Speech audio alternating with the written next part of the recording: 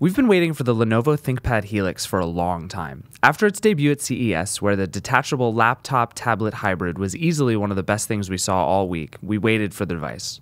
6 months later, it's finally here, but it's not quite what we've been waiting for. Basically, the Helix is a tablet, but it's a tablet with a dedicated keyboard dock, which has a big battery and a fan in it. The battery makes it last much longer, and the fan means the Helix can overclock its processor and run even faster when it's docked. The Helix is many things, but it is not well designed. It's full of asymmetry and awkward angles. It's really the furthest thing from a gorgeous unibody device like the Sony Vaio Pro or the MacBook Air. The hinge is ugly and exposed as if it's missing its housing. There are screws and buttons and rubber feet and stickers everywhere, none of which lends the impression that this is at all a well-made, sleek, attractive laptop. There's an awkward, odd flap on the back that sort of covers all of that, but it looks weird and out of place by itself. It's big, too. The tablet itself weighs 1.8 pounds, and the dock adds 2 more. It's 0.8 of an inch thick, too, and even though the matte black carbon fiber body feels rigid, the seams aren't connected well enough. On the plus side, the Helix does get the benefit of Lenovo's expertise with keyboards and trackpads. The curved, concave keys feel great, and the trackpad is smooth and responsive, even if it does have a few of the same quirks as most Windows laptops. There's even a trackpoint nub if you're so inclined, though the buttons for trackpoint users have now been integrated into the trackpad. The display on the Helix is good and bad. The 11.6-inch screen is 1080p, which is great, but having that many pixels on such a small display can actually make it really hard to see and click some text or icons or web pages. It's hard with a mouse and even harder with your finger.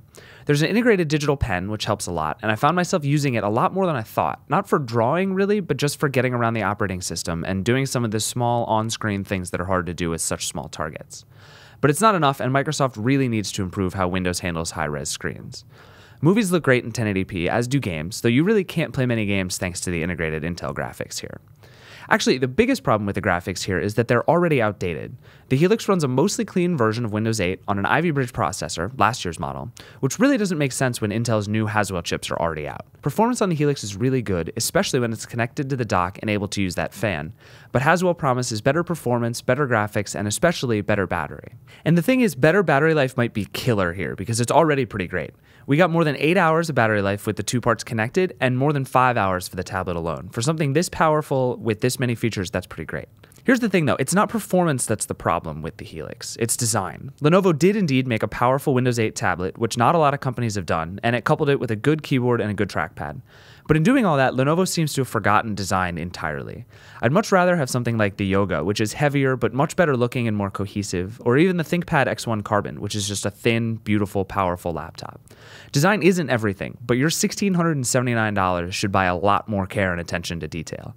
And even if you think this is the right form factor for Windows 8, I don't personally, but even if you do, this isn't the right way to do it.